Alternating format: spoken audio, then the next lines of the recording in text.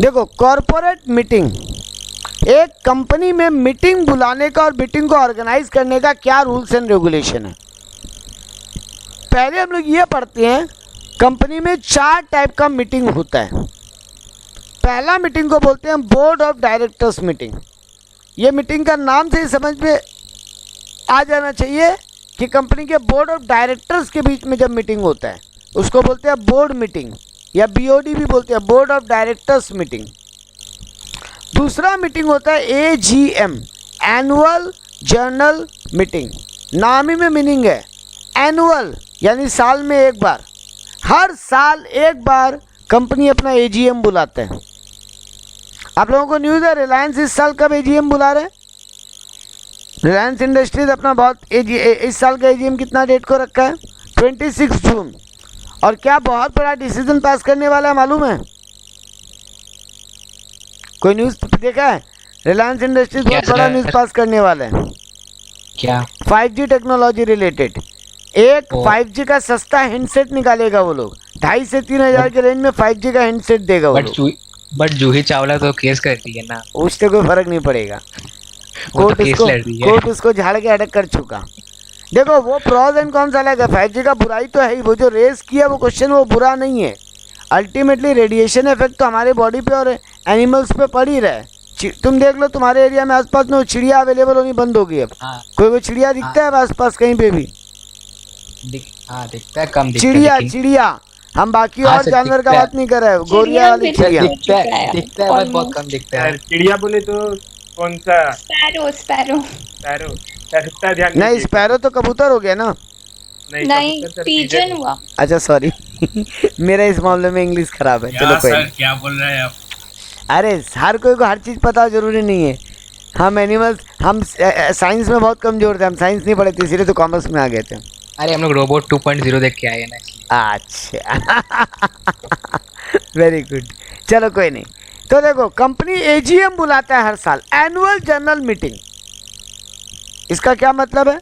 साल में एक बार शेयर होल्डर को बुलाओ, मेन 4 डिसीजन तो फिक्स है जो लेना ही है, उनका बात अभी करने वाले हम लोग। उसके अलावा और भी कुछ एक डिसीजन है जो एजीएम में पहले से बता दिया जाता है शेयर होल्डर को कि इसके ऊपर हम लोग वोटिंग करवाएंगे साल में एक बार, उसको बोलते हैं एनुअल जनरल मीटिंग।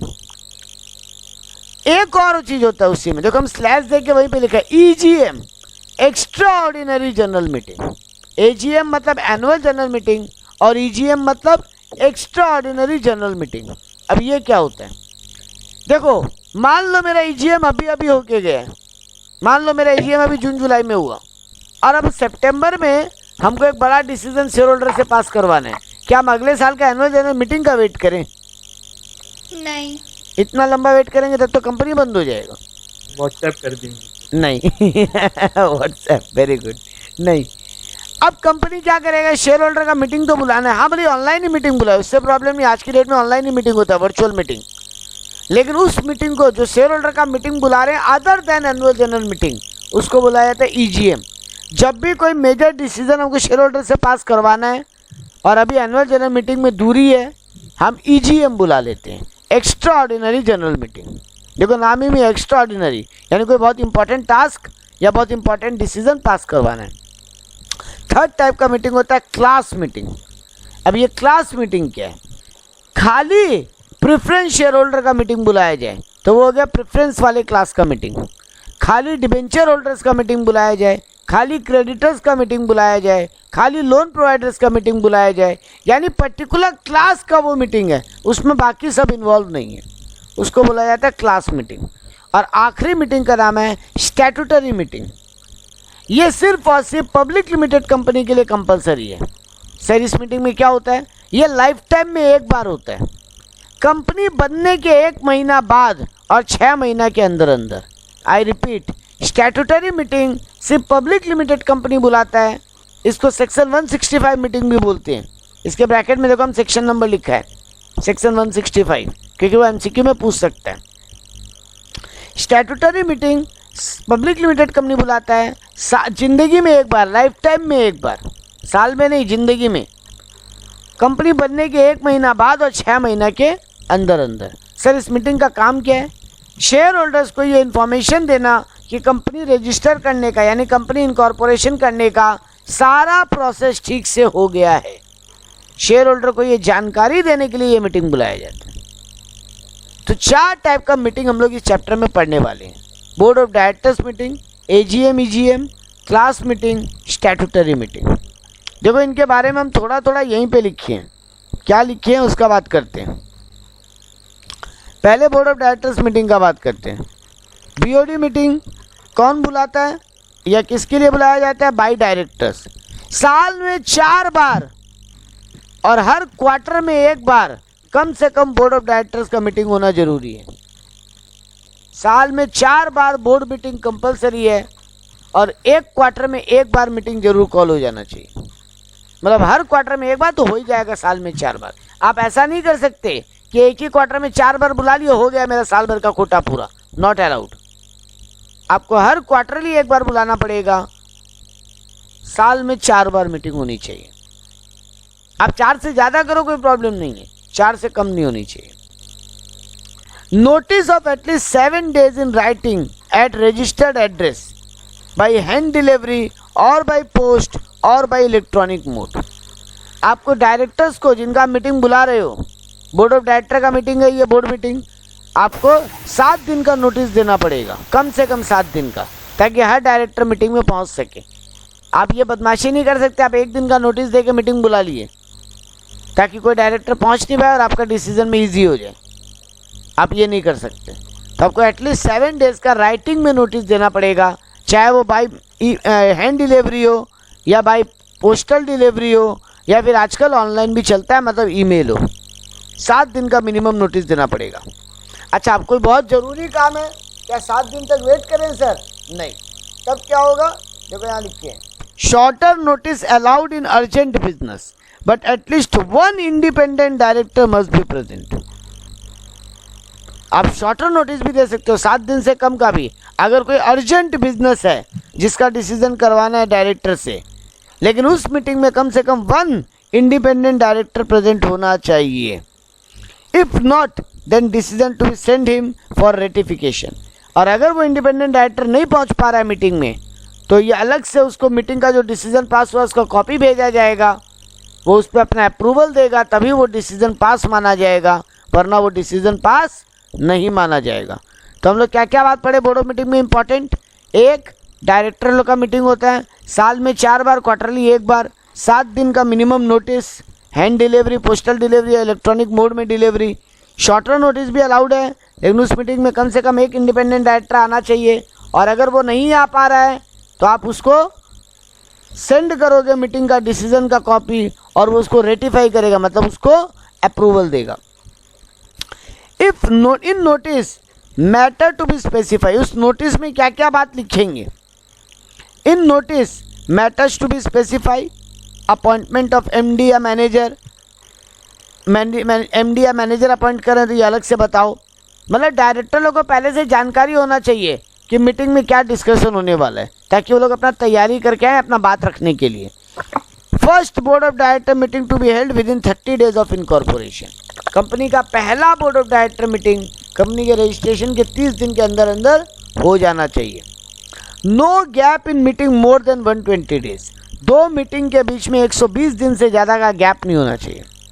अगर कोई डोरमेंट कंपनी है, ओपीसी कंपनी है, स्मॉल कंपनी है, तो साल में 1 बोर्ड मीटिंग भी बुलाने से चलेगा। सॉरी, हर हाफ कैलेंडर ईयर में 1 बोर्ड मीटिंग बुलाने से भी चलेगा। यानी dormant company, OPC company, small company को साल में 2 मीटिंग बुलाने से भी चलेगा। वो लोग साल में 2 मीटिंग से भी काम कर सकते हैं, अगर आपका डोरमेंट कंपनी है, ओपीसी कंपनी है या स्मॉल कंपनी। तो आप हर 6 महीने में 1 बोर्ड मीटिंग बुला लो, और 2 बोर्ड मीटिंग के बीच में 90 दिन से ज़्यादा का गैप नहीं होना चाहिए। ये भी अलाउड है सिर्फ डोरमेंट कंपनी, ओपीसी कंपनी या स्मॉल कंपनी को। बाकी हर कंपनी को साल में 4 बोर्ड मीटिंग और क्वार्टरली 1 बोर्ड मीटिंग कंपलसरी है। तो ये सब बातें हम लोग पढ़े बोर्ड मीटिंग के लिए। इसी में आपका एमसीक्यू सारा कवर हो जाएगा। अब हम आते हैं एनुअल जनरल में। अच्छा, एक कुछ और बातें बच गई, सॉरी। कोरम क्या होता है? कोई को आइडिया है कोरम किसको बोलते हैं? The quorum to minimum number of members to be present. हाँ, minimum number of members to be present in the meeting, इसको बोलते हैं कोरम। हर बोर्ड मीटिंग में कम से कम कितने मेंबर प्रेजेंट होने जरूरी हैं? 1/3 और 2 directors whichever is higher. अगर तुम्हारे यहाँ 9 डायरेक्टर है, 9 का 1/3 कितना हुआ? 3। तो कम से कम 3 डायरेक्टर, 3 या 2 विच एवर इज हायर, उतने प्रेजेंट होने चाहिए। अगर तुम्हारे यहाँ 3 ही डायरेक्टर हैं तो 3 का 1/3 1, तो 1 या 2 विच एवर इज हायर, मतलब कम से कम 2 डायरेक्टर को प्रेजेंट होना पड़ेगा। तो अगर 4 हुआ तो पॉइंट में आएगा। हाँ, तो पॉइंट में आएगा, तो राउंड ऑफ कर लो ऊपर की तरफ या नीचे की तरफ, राउंडिंग ऑफ कर लो। 2 या 3 होना चाहिए। हाँ, वही होगा, ऑब्वियस बात है। 4 होने से 4 का 1/3 कितना होगा? 1.33 आएगा आई थिंक। 4 का 1/3 1.33 यानी 2, कम से कम 2 डायरेक्टर प्रेजेंट होना पड़ेगा। ठीक है पवित्रो? हाँ सर। हाँ, तो मिनिमम 1/3 या 2 डायरेक्टर। अगर कोरम फुलफिल नहीं हो, वो मीटिंग वैलिड नहीं माना जाएगा, उस मीटिंग को कैंसिल करना पड़ेगा और दोबारा अगला मीटिंग का डेट देना पड़ेगा। If number of director reduces then quorum, then board can meet and appoint new director to increase number of director. अब कोई कारण से तुम्हारा मीटिंग में कोरम पूरा हो ही नहीं रहा, तो क्या कर सकते हो? नया डायरेक्टर अपॉइंट कर लो, उसको मीटिंग में बुला लो, क्योंकि जो अवेलेबल डायरेक्टर वो नहीं पहुंच पा रहे हैं, तो नया डायरेक्टर अपॉइंट करो, लेकिन कोरम के नीचे मीटिंग नहीं होगा। कोरम हर बार प्रेजेंट होना चाहिए। आज की डेट के लिए नया पॉइंट है, point number C, video conferencing directors also conducted. तुम वीडियो कॉन्फ्रेंसिंग से भी बोर्ड ऑफ डायरेक्टर का मीटिंग बुला सकते हो, अब ये अलाउड हो गया। If meeting adjourn due to lack of quorum, अगर कोरम नहीं आने के कारण मीटिंग एडजर्न होता है, तो या तो ये डिसाइड कर लो कि अगला डेट कौन सा होगा। मान लो ये भी डिसाइड नहीं हुआ, पहला बात कोरम आया ही नहीं, मीटिंग को कैंसिल करना पड़ा, और ये भी डिसीजन नहीं हो पाया कि मीटिंग दोबारा कब होगा, तो फिर automatically next week same day same time same place पे मीटिंग बुलाना पड़ेगा। लेकिन अगर वो नेक्स्ट वीक का same day same time same place अगर पब्लिक हॉलीडे है, तो उसका हॉलीडे का अगला दिन, तो हॉलीडे के अगले दिन। तो ये हम लोगों का नियम है सारा बोर्ड ऑफ डायरेक्टर्स का मीटिंग के लिए। अब आते हैं एजीएम पे, हम स्टार दे के रखा है क्योंकि उसको अलग से पढ़ेंगे। तो यहाँ पर हम स्टैट्यूटरी मीटिंग और क्लास मीटिंग को यही एक्सप्लेन कर दिया। एजीएम ईजीएम हम अगला पेज से एक्सप्लेन करेगा।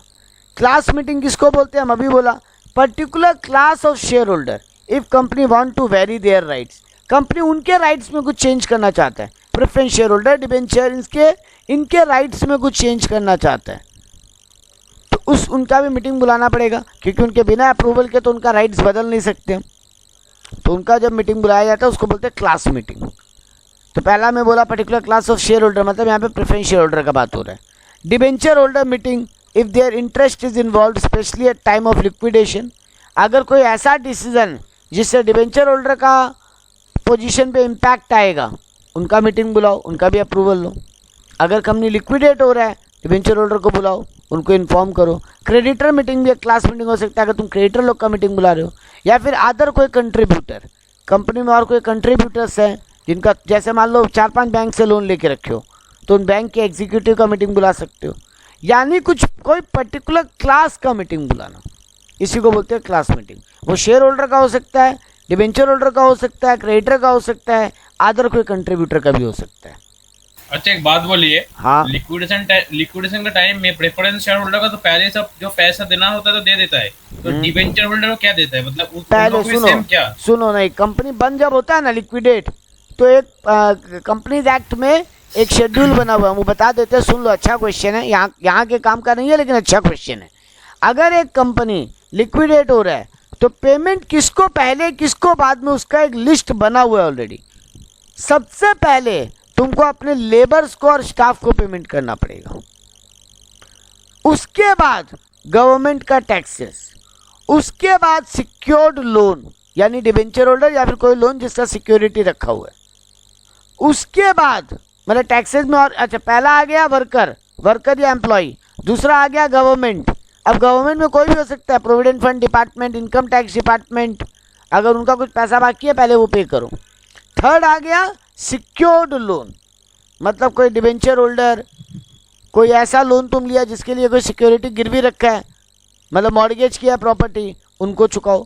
फोर्थ नंबर पे आए तुम्हारे अनसिक्योर्ड लोन, फिफ्थ नंबर पे आया प्रेफरेंस शेयर होल्डर, और सिक्स्थ नंबर पे इक्विटी शेयर होल्डर। ये पूरा एक लिस्ट हो जाता है, ठीक है। अगर इतना पैसा होता हाँ सर। एग्जैक्टली दिव्यम, अगर इतना पैसा होता तो कंपनी बंद होने का नौबत ही क्यों आता। हाँ, लेकिन कभी कभी क्या होता है ना कि कोर्ट का ऑर्डर आ जाता है, कंपनी लॉस मेकिंग नहीं था, कंपनी ठीक ही चल रहा था, लेकिन ऐसा कोई रूल वायलेट कर लिया जिसके कारण कंपनी को ताला लगाने का कोर्ट का ऑर्डर आ गया, तब तो फिर दे ही सकता है ना सारा पैसा। तो इसीलिए ये पॉलिसी बनाया हुआ है कि सबसे पहले स्टाफ या वर्कर, फिर गवर्नमेंट, फिर सिक्योर्ड लोन, फिर अनसिक्योर्ड लोन, फिर प्रेफरेंस शेयर होल्डर, फिर इक्विटी शेयर होल्डर। लास्ट हम इधर लिखे हैं स्टैट्यूटरी मीटिंग, हम जो बताए थे वही बात यहाँ पे लिखे हैं। Company limited by shares, that is public limited company, यही इसका मीटिंग बुला सकता है। After 1 month, with in 6 month from the commencement of business, business चालू करने के 1 महीना बाद और 6 महीने के अंदर अंदर ये मीटिंग बुलाना है।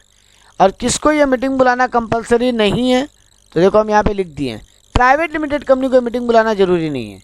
अगर कोई पब्लिक लिमिटेड कंपनी है जो शेयर इशू नहीं की है, उसको ये मीटिंग बुलाने का दरकार नहीं है। कोई पब्लिक लिमिटेड कंपनी और अनलिमिटेड लाइबिलिटी है, उसको भी ये मीटिंग बुलाने का दरकार नहीं है। गवर्नमेंट कंपनी को ये मीटिंग बुलाने का दरकार नहीं है। तो स्टैट्यूटरी मीटिंग सीधा लैंग्वेज में बोले तो वो पब्लिक लिमिटेड कंपनी जिसका शेयर कैपिटल इशू किया हुआ मार्केट में, उसको बुलाना जरूरी है।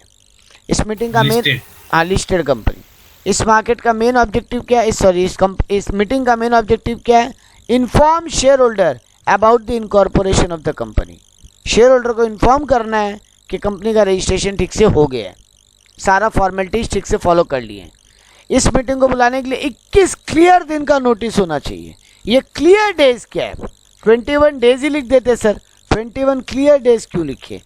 जिस दिन नोटिस छोड़े हो और जिस दिन मीटिंग है, उन दोनों डेज को कैलकुलेट किए बिना उसके बीच में 21 दिन का गैप होना चाहिए। मतलब जिस दिन तुम्हारा नोटिस निकला, मान लो 5 तारीख को नोटिस निकला है, तो 6 से काउंटिंग स्टार्ट करोगे, और जिस दिन मीटिंग है उस डे को भी काउंट नहीं करोगे। तो यानी क्लियर डेज का मतलब होता है नोटिस छोड़ने और मीटिंग होने के बीच में 21 क्लियर दिन का गैप होना चाहिए। हाँ, 21 दिन से कम का नोटिस में मीटिंग बुलाया जा सकता है क्या? बुलाया जा सकता है, अगर 95% शेयर होल्डर्स एग्री कर लेते हैं कि कम दिन का मीटिंग भी कोई प्रॉब्लम नहीं है। 5% शेयर होल्डर बोलते हैं नहीं हम तो नहीं मानेंगे, कम दिन का नोटिस क्यों दिया गया, भाड़ में जाओ। अगर 95% शेयर होल्डर इस बात को एग्री कर गए हैं कि ठीक है चलो कम दिन का नोटिस में मीटिंग बुला लो, तो बुलाया जा सकता है। इस मीटिंग का नोटिस किसको किसको देना पड़ेगा? हर मेंबर को, यानी हर शेयर होल्डर को, कंपनी के ऑडिटर को, अगर कोई मेंबर मर गया है तो उसके रिप्रेजेंटेटिव को, और कंपनी का जो पब्लिक ट्रस्टी होता है उसको। Public trustee generally debenture holders के होते हैं। देखो एक बात बोलो, डिबेंचर होल्डर क्या नज़र रख सकता है क्या कि कंपनी उसका एसेट जिसके नाम पे गिरवी रखा है वो बेच दिया है कि नहीं बेच दिया है? मान लो हमें कंपनी में एक मशीन गिरवी रख के आप लोगों से 10 लाख रुपया उठा लिया डिबेंचर इशू करके, क्या एज ए डिबेंचर होल्डर आप हर समय नज़र रख सकते हो कि कंपनी वो मशीन का क्या किया? नहीं। इसीलिए डिबेंचर ट्रस्टी या पब्लिक ट्रस्टीज अपॉइंट होते हैं कंपनी की तरफ से। वो लोग उन लोगों के रिप्रेजेंटेटिव होते हैं, वो टाइम टू टाइम चेक करवाते हैं कि जो भी एसेट गिरवी रखा था सिक्योरिटी के रूप में वो कंपनी के पास है कि कहीं बेच तो नहीं दिया है ना। तो पब्लिक ट्रस्टी, हर कंपनी का हर एक मेंबर, ऑडिटर, लीगल रिप्रेजेंटेटिव, अगर कोई मेंबर मर गया है तो इन लोगों को तुमको नोटिस भेजना ही पड़ेगा। वो लोग आएंगे मीटिंग में, और इस मीटिंग के साथ, इस नोटिस के साथ मीटिंग का एक एक्सप्लेनेटरी स्टेटमेंट जाएगा जिसमें तुम इस मीटिंग का एजेंडा लिखेगा कि इस मीटिंग में क्या क्या बात डिस्कस होने वाला है। मतलब नोटिस के साथ एक स्टेटमेंट का कॉपी जाना चाहिए जिसमें मेंशन होना चाहिए कि इस मीटिंग में हम लोग क्या क्या डिस्कस करने वाले हैं। तो ये था स्टैट्यूटरी मीटिंग। तो हम लोग 3 मीटिंग पूरा एक्सप्लेन कर लिए। बोर्ड मीटिंग ठीक है, क्लास मीटिंग ठीक है, स्टैट्यूटरी मीटिंग ठीक है। अब आ जाओ AGM पे, एनुअल जनरल मीटिंग या फिर EGM, दोनों के लिए रूल सेम है। AGM हो या EGM हो, रूल सेम है। तो आओ पहले AGM पढ़ते हैं। Every company weather public limited और प्राइवेट लिमिटेड शैल कंडक्ट AGM एवरी ईयर। हर कंपनी, चाहे वो पब्लिक लिमिटेड हो या प्राइवेट लिमिटेड हो या गवर्नमेंट कंपनी हो या कोई भी टाइप का कंपनी हो, साल में एक बार एजीएम बुलाना ही पड़ेगा। एजीएम में ये 4 मेन चीज तो डिस्कस होगा ही होगा, जिसका नाम हम दे के रखे हैं अड्डा। मतलब एजीएम में अड्डाबाजी तो होगा ही होगा। उसके अलावा और भी मैटर डिस्कस हो सकते हैं, लेकिन ये 4 मैटर तो हर एनुअल जनरल मीटिंग में साल में एक बार डिस्कस करना ही है। क्या है ये अड्डा का full form? A for accounts का डिस्कशन। साल खत्म हो गया मार्च, एक बार शेयर होल्डर को बताओ अकाउंट्स का पोजीशन क्या है। कंपनी डिविडेंड डिक्लेयर कर रहा है, डिविडेंड का क्या रूल होता था? Board of directors dividend recommend करते हैं और शेयर होल्डर उसको अप्रूव करते हैं कि देना है कि नहीं देना है। तो एजीएम में बोर्ड ऑफ डायरेक्टर्स अपनी तरफ से ये बात रखेंगे कि हम लोग डिविडेंड बांटना चाहते हैं, आप लोग बोलिए क्या करें। तो पहला ए अकाउंट्स, दूसरा डी डिविडेंड, तीसरा डी ए डी डी अड्डा। अड्डा का डिस्कशन नॉर्मल है, ये हर शेयर होल्डर को पता होता है कि एजीएम में 4 बार डिस्कस होगा। ये एक्सप्लेनेटरी स्टेटमेंट में लिखने का दरकार नहीं है नोटिस के साथ। इसके अलावा कुछ और डिस्कस करना है तो नोटिस के साथ एक एक्सप्लेनेटरी स्टेटमेंट भी दो कि और क्या डिस्कस होने वाला है। तो पहला ए बुक्स ऑफ अकाउंट्स का डिस्कशन, दूसरा डी डिविडेंड, तीसरा डी डायरेक्टर्स का अपॉइंटमेंट। होता है ना, आपने पढ़े थे कि डायरेक्टर रोटेट के साथ रिटायर होते हैं, तो रिटायर होगा तो उसकी जगह नया अपॉइंट होगा। तो अगर नया डायरेक्टर अपॉइंट हो रहा है तो इसका डिस्कशन होगा। और चौथा, हर साल ऑडिटर को रिन्यू करना पड़ता है अपॉइंटमेंट। तुम वही ऑडिटर रख लो, कोई दिक्कत नहीं है दोबारा, लेकिन शेयर होल्डर का अप्रूवल फिर से लो। क्या ये ऑडिटर को कंटिन्यू कर सकते हैं कि बदलें? तो appointment of auditor and remuneration fixation, auditor को कितना सैलरी देना है या रेम्यूनरेशन देना है, फीस देना है, और ऑडिटर का अपॉइंटमेंट का कंफर्मेशन। ये 4 चीज हर एजीएम में डिस्कस होगा ही होगा। ये शेयर होल्डर को अलग से नोटिस दे के बोलने का दरकार नहीं है, नोटिस में अलग से एक्सप्लेनेशन देने का दरकार नहीं है कि हम लोग अड्डा डिस्कस करेंगे। अड्डा A account, D dividend, D director, A auditor. ये क्लियर है सबको? हाँ sir. Jenny, Divyam? Yes sir. हाँ ठीक है। अब आते हैं कुछ important statutory provision for annual general meeting. AGM के लिए कुछ important rule regulation. Only board of director can convey the meeting. Board of director company secretary को बोलेंगे कि मीटिंग बुलाओ। कंपनी सेक्रेटरी अपने मन से नहीं बुला सकता।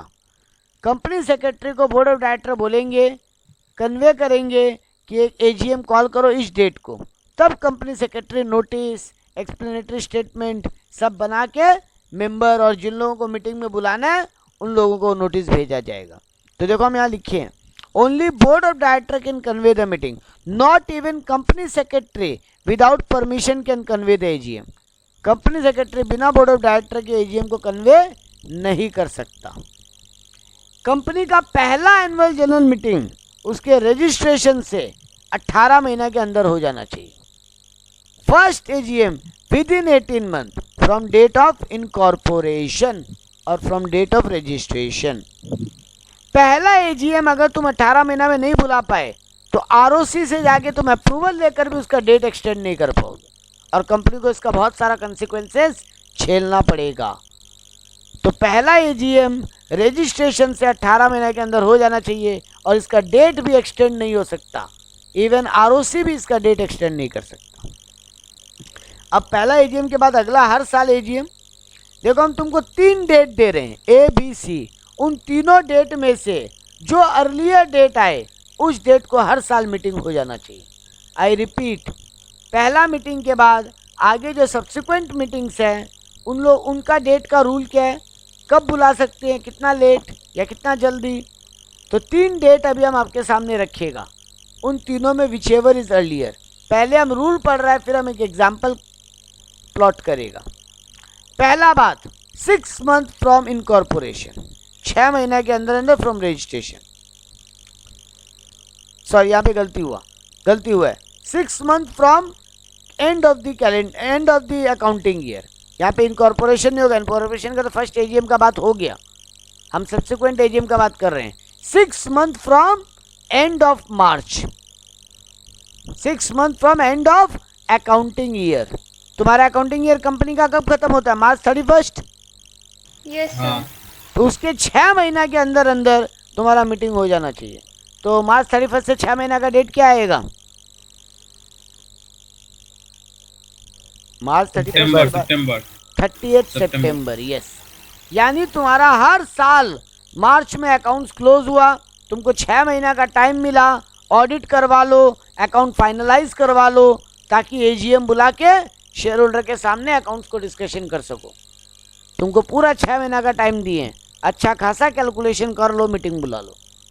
तो पहला डेट आता है 6 month from date of end of calendar year, end of accounting year, financial year. Financial year बोल सकते हो।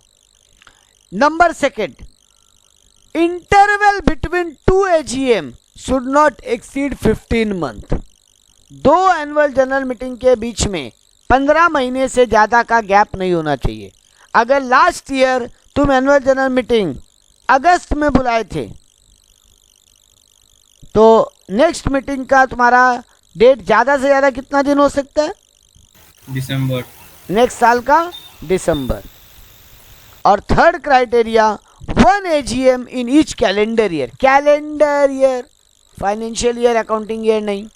हर कैलेंडर ईयर में, कैलेंडर ईयर मतलब जनवरी टू दिसंबर, जनवरी टू दिसंबर, तुम्हारा जनवरी टू दिसंबर में भी एक मीटिंग हो जाना चाहिए। मतलब इन तीनों में से जो तुम्हारे लिए डेट अर्लियर आ रहा है, तीनों का मान लो, हम एक एग्जांपल प्लॉट करते हैं। हमको मार्च 2021 31 मार्च 2021 को मेरा अकाउंट्स क्लोज हुआ, मेरा फाइनेंशियल ईयर, मेरा अकाउंटिंग ईयर क्लोज हुआ। अब पहला डेट के हिसाब से हम कब मीटिंग बुला सकते हैं? 30 सितंबर के अंदर अंदर।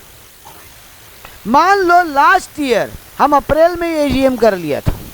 आपका वॉइस कट रहा है सर। अब ठीक आ रहा है वॉइस? हाँ वॉइस आ रहा है सबको मेरा? Yes sir. Yes sir. तो मेरा लास्ट ईयर अप्रैल में हम एजीएम बुला लिया था। लास्ट ईयर मार्च 2020 में, मार्च में अकाउंट्स खत्म हुआ, हम अप्रैल में एजीएम बुला लिया, मेरा जल्दी अकाउंट फाइनलाइज हो गया था। तो अब सेकंड क्राइटेरिया के हिसाब से मेरा इस ईयर का एजीएम कब हो जाना चाहिए? सर अप्रैल में ही हो गया। नहीं, 15 महीना का गैप है ना। लास्ट 15 ईयर में। दिव्या मार्च 2020 में, हम मार्च 2020 के अकाउंट्स का मीटिंग अप्रैल Next 2020 में ही बुला लिया नेक्स्ट था। ईयर अगस्त। हाँ वेरी गुड। तो तुम 15 महीना गिनो, मान लो हम 30 अप्रैल को मीटिंग बुला लिया था लास्ट ईयर, तो 30 ईयर से 15 महीना, क्योंकि 2 एजीएम के बीच में 15 महीना से ज़्यादा का गैप नहीं होना चाहिए। तो तुम्हारा अगला डेट क्या आएगा? अगस्त, 31 अगस्त, 15 महीना। Yes sir. तो पहला डेट तुमको बता रहा है कि 30 सितंबर के अंदर अंदर मीटिंग कर लो, 30 सितंबर 2021 के अंदर अंदर मीटिंग कर लो। दूसरा तुमको बता रहा है कि अगस्त 31 के अंदर अंदर मीटिंग कर लो। और तीसरा बोलता है हर कैलेंडर ईयर में एक मीटिंग होनी चाहिए। वो ठीक है, वो नॉर्मल क्राइटेरिया है। तो अब बताओ 30 सितंबर और 31 मार्च, विच एवर इज 31 अगस्त, विच एवर इज अर्लियर, कौन सा डेट अर्लियर है? सर कहाँ गया? हाँ अगस्त। अगस्त। 31 अगस्त तुम्हारे लिए अर्लीस्ट हो गया ना। दोनों में जो जल्दी आएगा, तीनों कैलकुलेशन बिठाओ, तीनों डेट में जो डेट थर्ड वाला तो नॉर्मल है, हर कैलेंडर ईयर में एक मीटिंग होना चाहिए, वो तो हो ही जाएगा घूम फिर के। लेकिन पहला दोनों क्राइटेरिया में देखो, पहला क्राइटेरिया तुमको बोल रहा है 31 सितंबर 2021 तक तुम मीटिंग बुला सकते हो। दूसरा क्राइटेरिया तुमको बोल रहा है, एक सेकेंड, कॉल कर रहे हैं, क्या हुआ? चलो ठीक है, कोई नहीं। आज है नहीं एग्जाम, ऑफलाइन ऑनलाइन ही होगा 99.99%। हम लोग कॉलेज से बोल रहे ऑफलाइन होगा एकदम श्योर। क्या कौन चीज? बोला? अबे सब बोल रहे हैं कॉलेज में मेरे को। चलो ठीक है, आगे बढ़ाते हैं, आगे बढ़ाते हैं। चलो टॉपिक को पहले हम लोग क्या पढ़ रहे थे कि 3 डेट दिया हुआ है आपको एजीएम बुलाने का। पहला डेट ईयर एंड होने के 6 महीने के अंदर अंदर बुला लो।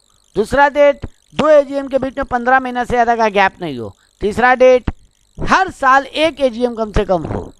इन तीनों में से जो डेट अर्लियर आ रहा है उस डेट को तुम्हारा एजीएम हो जाना चाहिए। मेरा एग्जाम्पल था कि तुम पिछला एजीएम अप्रैल में किए थे, तो अप्रैल से 15 महीना इस साल का अगस्त में एजीएम हो जाना चाहिए तुम्हारा, 31 अगस्त के अंदर अंदर। और पहला वाला क्राइटेरिया के हिसाब से सितंबर 2021 के 30 सितंबर 2021 के अंदर अंदर एजीएम हो जाना चाहिए। अब दोनों में से जल्दी कौन सा डेट आ रहा है? 31 अगस्त। तो 31 अगस्त के पहले पहले तुम्हारा एजीएम हो जाना चाहिए। अच्छा, अगर ये एजीएम तुम नहीं बुला पाते हो टाइमली तो आरओसी से एक्सटेंशन ले सकते हो, कुछ फाइन पेनल्टी दे के तुमको एक्सटेंशन टाइम भी मिलेगा। कितना मिलेगा उसका बात अभी करेंगे, लेकिन पहला एजीएम कंपनी का अगर वो 18 महीने के अंदर अंदर नहीं हुआ रजिस्ट्रेशन से तो उसका एक्सटेंशन डेट नहीं मिलता। अब कुछ और इंपॉर्टेंट बात पढ़ते हैं। AGM must be called even if accounts are not ready. देखो, सबसे बड़ा मुद्दा एजीएम में अकाउंट्स कंफर्म करवाने का है, शेयर होल्डर को दिखा के अकाउंट्स कंफर्म करवाने का है कि यही फाइनल है। वो लोग का कोई ऑब्जर्वेशन या कुछ वो लोग का डाउट है तो वो ठीक कर लो। शेयर होल्डर भी अकाउंट चेक करते हैं क्या? हाँ बिल्कुल, तुमको जब है ना एजीएम का नोटिस जाएगा ना पवित्रो, तो तुमको एजीएम का ड्राफ्ट फाइनल अकाउंट्स का यानी तुम्हारा ट्रेडिंग पीएल बैलेंस शीट का एक ना एक्सट्रैक्ट कॉपी जाएगा साथ में, ताकि तुम पढ़ के आओ। नोट्स टू अकाउंट जाएगा उसके साथ, कैश फ्लो जाएगा उसके साथ, रेशियो कैलकुलेशन जाएगा उसके साथ। जो कंपनी का एजीएम का कंपनी का फाइनेंशियल स्टेटमेंट जब बोलते हैं ना, एक वर्ड सुनते हो ना, financial statement of the company. Sir हाँ, हम लोग ये भी है। फाइनेंशियल स्टेटमेंट बोलते किसको है? सबसे पहला पेज होता है जिसमें डायरेक्टर्स का एक कुछ इंफॉर्मेशन, डायरेक्टर अपनी तरफ से कुछ बोला हुआ रहता है। दूसरा पेज होता है ऑडिटर रिपोर्ट। पहला पेज हो गया डायरेक्टर रिपोर्ट। तो डायरेक्टर इस साल के अकाउंट्स के बारे में क्या रिपोर्ट देना चाहता है, स्टेटमेंट फॉर्मेट में, थ्योरेटिकल वे में वो लिख के देता है। दूसरा पेज होता है ऑडिटर रिपोर्ट, जिसमें ऑडिटर बताता है कि अकाउंट्स ठीक है कि खराब है कि कुछ गड़बड़ी है। तीसरा पेज होता है बैलेंस शीट। चौथा पेज होता है इनकम स्टेटमेंट यानी पीएल। पांचवा पेज से तुम्हारा नोट्स टू अकाउंट्स चालू होता है, वो चलता रहता है। जितना पेज का भी, 15 page, 20 page, 2 page, 4 page, 80 page, 100 page, वो डिपेंड करता है तुम्हारे कंपनी का नोट्स टू अकाउंट्स कितना बड़ा है। सारा नोट्स टू अकाउंट चलता है। उसके बाद कुछ इंपॉर्टेंट बातें होती है बैलेंस शीट के बारे में, वो अलग से नोट्स में लिखा जाता है। उसके बाद कैश फ्लो आता है, फिर रेशियो कैलकुलेशन आता है। ये पूरा मोटा कॉपी बनता है, किताब बनता है, उसको बोलते हैं financial statement of the company. तो रिलायंस में तो बहुत सारा शेयर होल्डर है, तो सबको देना पड़ेगा? सबको जाता है, सब चेक करेगा? सबको जाता है। पहले तो हम लोगों को पहले तो सबके घर जाता था, आजकल ये लोग ऑनलाइन कंसेप्ट भी कर दिया, ईमेल में चला जाता है।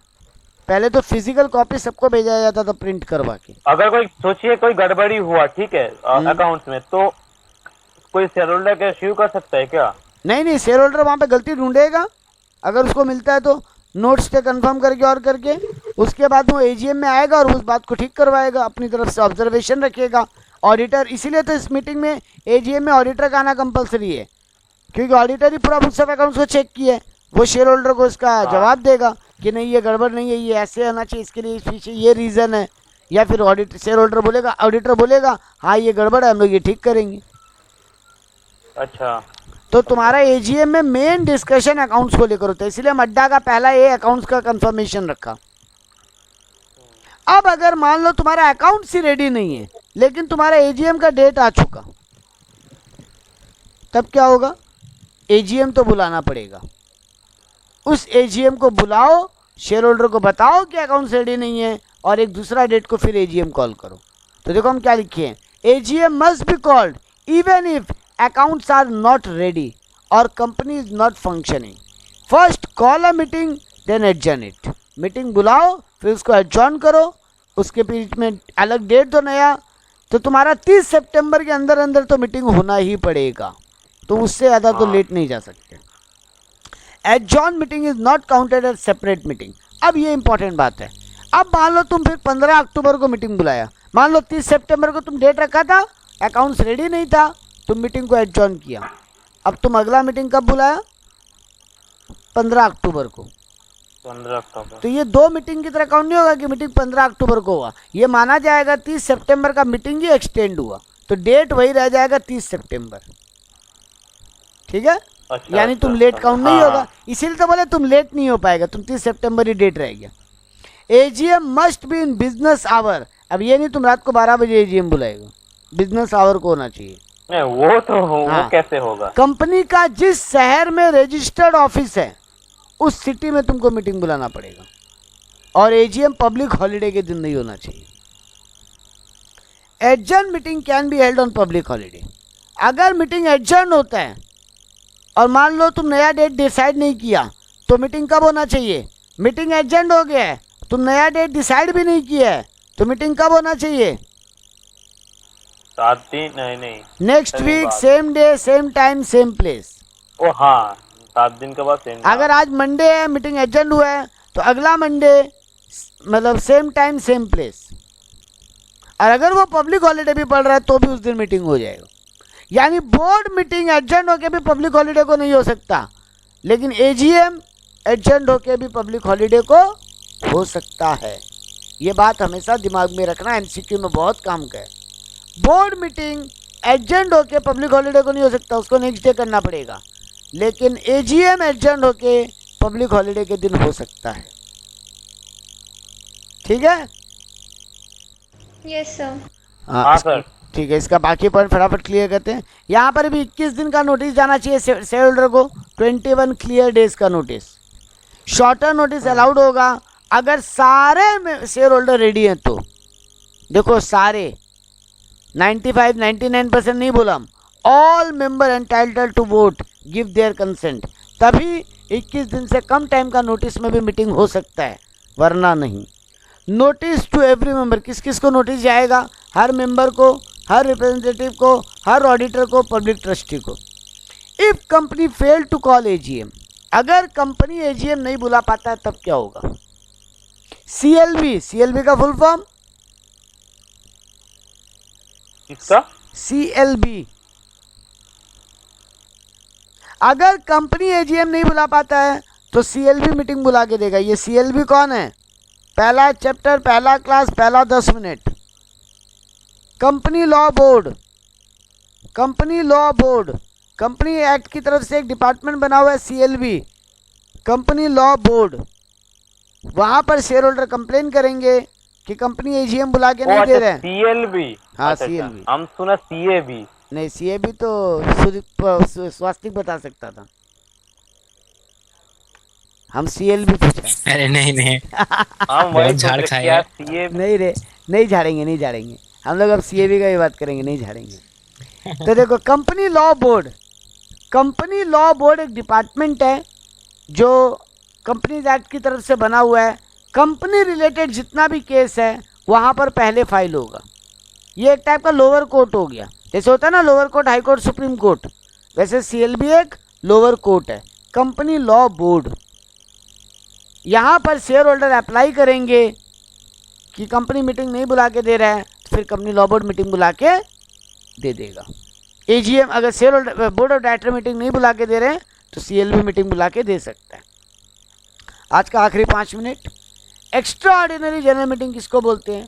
अदर देन स्टैट्यूटरी मीटिंग या फिर एजीएम, अगर कोई भी और मीटिंग बुलाया जाता है उसको ईजीएम बोलते हैं। ईजीएम कौन बुला सकता है? मान लो कंपनी के 6 डायरेक्टर हैं और 5 डायरेक्टर बदमाशी करके मीटिंग बुला नहीं रहे, क्योंकि अपनी क्या पढ़े, डायरेक्टर कंपनी सेक्रेटरी को ऑर्डर करेगा, कन्वे करेगा, तब कंपनी सेक्रेटरी मीटिंग बुला सकता है। मतलब without director approval company secretary भी मीटिंग नहीं बुला के दे सकता।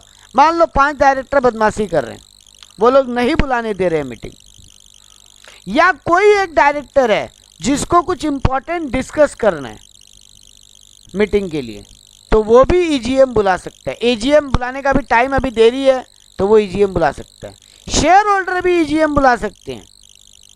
तो कंपनी का एक डायरेक्टर, उसको कुछ इंपॉर्टेंट डिस्कशन करवाना है तो वो शेयर होल्डर का मीटिंग बुला सकता है, जिसको ईजीएम बोलेंगे। शेयर होल्डर खुद को अगर कुछ इंपॉर्टेंट पॉइंट डिस्कस करना है, वो लोग कंपनी में अप्लाई करेंगे तो वो लोग भी मीटिंग बुला सकते हैं। कितने शेयर होल्डर मीटिंग बुला सकते हैं? एक आदमी भी जाके बुला सकता है क्या? नहीं सर, नहीं। रिलायंस में 1 लाख शेयर होल्डर है, मान लो एक शेयर होल्डर उठ के बोलेगा हमको तो ईजीएम बुलाना, नहीं हो सकता। 1/10 शेयर होल्डर, कम से कम 1/10 वोटिंग राइट वाले आदमी कम से कम नोटिस देंगे तो फिर कंपनी को ईजीएम बुलाना पड़ेगा। तो ईजीएम का फटाफट पॉइंट पढ़ते हैं, इतने काम का बात था, बाकी सब कॉमन बात है। स्टैट्यूटरी मीटिंग या एजीएम को छोड़ के जो मीटिंग होता है उसको ईजीएम बोलते हैं। एक डायरेक्टर अगर ईजीएम बुलाना चाहता है तो वो ऑर्डिनरी रिजोल्यूशन पास करके ईजीएम बुला सकता है। 21 क्लियर डेज का नोटिस होना चाहिए। शॉर्टर नोटिस अलाउड है अगर 95% शेयर होल्डर हाँ कर दे तो। 1/10 ऑफ पेड अप कैपिटल और voting right member can ask board to call EGM. तो 1/10 शेयर होल्डर भी 1/10 शेयर होल्डिंग वाले लोग भी ईजीएम बुला सकते हैं। मतलब अगर रिलायंस का 1 लाख शेयर है तो जो लोग मिल के मीटिंग बुला रहे हैं उनके पास कम से कम 10,000 शेयर होना चाहिए।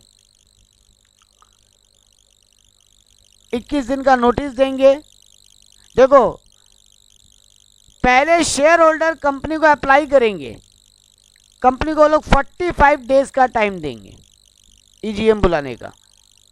45 डेज के अंदर अंदर डायरेक्टर शेयर होल्डर को नोटिस जारी करेंगे, 21 दिन का टाइम देंगे और मीटिंग बुला लेंगे। मतलब पहले 45 डेज का नोटिस शेयर होल्डर लोग देंगे कि हम लोगों को ईजीएम चाहिए, डायरेक्टर लोग आपस में बात करेंगे, फिर वापस से एक नोटिस जारी होगा कंपनी की तरफ से। 21 दिन का कम से कम गैप होना चाहिए। उस नोटिस के बाद 21 दिन के बाद बोर्ड ऑफ डायरेक्टर मीटिंग बुला देंगे। यह है ईजीएम का कहानी।